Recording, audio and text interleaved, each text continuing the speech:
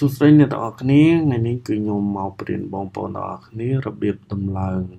keyboard នៅលើ macOS អញ្ចឹងដើម្បីអាចតម្លើង keyboard នៅលើ macOS បានគឺយើងត្រូវចូលទៅកាន់ Google Chrome បន្ទាប់មកកន្លែង search នេះបងប្អូនអ្នកវាយខ្មែរ format មកនេះបងប្អូនអ្នកវាយអញ្ចឹងកន្លែងនេះគឺបងប្អូនអ្នកវាយខ្មែរ Unicode format តបមកទី1នេះគឺបងប្អូនអរនេះចុចមកកន្លែង free download ហ្នឹងខ្ញុំបើកវាធំមកស្រួលមើល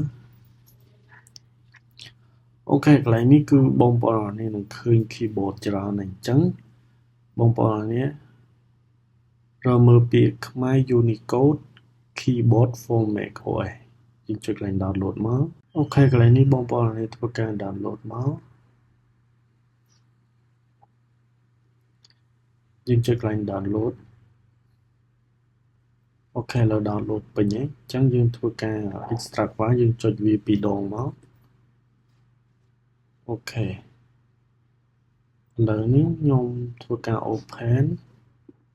អូខេអ្នកទាំងអស់នេះចឹងកន្លែងនេះយើងធ្វើការ copy មកតោះមកយើងខ្វែងវាសិនមកដកវាឲ្យចូលក្នុងសិនមកបន្ទាប់មកកន្លែងខាងលើនេះបងប្អូនចុចកន្លែង go មកអញ្ចឹងបងប្អូននេះចុចoption បន្ទាប់មកបងប្អូនទាំងអស់នេះនឹងឃើញពាក្យ library កន្លែងហ្នឹងបងប្អូននេះត្រូវចុច option keyboard នៅលើ keyboard Mac ហ្នឹងគឺមានពាក្យ option កន្លែង comment ហ្នឹងយើងចុចកន្លែងហ្នឹងមកអូខេបន្ទាប់មកបងប្អូនទាំងអស់នេះរកពាក្យ keyboard layout អញ្ចឹងនេះគឺជា keyboard layout ហើយអូខេបន្ទាប់មកបងប្អូនទាំងអស់នេះធ្វើការចុចផាសវាមកអញ្ចឹងគឺពី item ដែលយើង copy មិញហ្នឹងអូខេហើយឥឡូវយើងធ្វើការខ្វែងសិនបន្ទាប់មកបងប្អូនចូលមកកន្លែង keyboard នេះអាកន្លែងយើងដូរ font ហ្នឹងអញ្ចឹងផងខ្ញុំគឺអត់មានអក្សរខ្មែរទេគឺមានតែអក្សរចិនហើយនិងអង់គ្លេសអញ្ចឹងយើងចុចកន្លែង open keyboard setting អូខេបន្ទាប់មកគឺវាចេញទំនងបែបនេះបន្ទាប់មកកន្លែងនេះគឺបងប្អូនចុចកន្លែងសញ្ញាបូក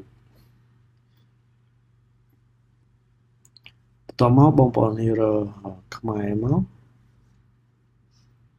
ខ្ញុំ search សិន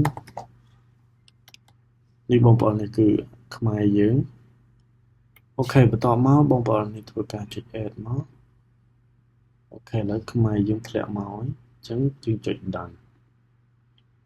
អូខេជាការស្រេចឥឡូវខ្ញុំធ្វើការសរសេរសិន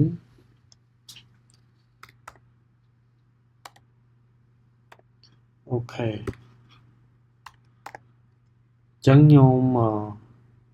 ប៉ុនខ្ញុំគឺ support អក្សរខ្មែរអ្នកទាំងអស់នេះអូខេអ្នកទាំងអស់នេះអញ្ចឹងការតម្លើងអក្សរខ្មែរនៅលើ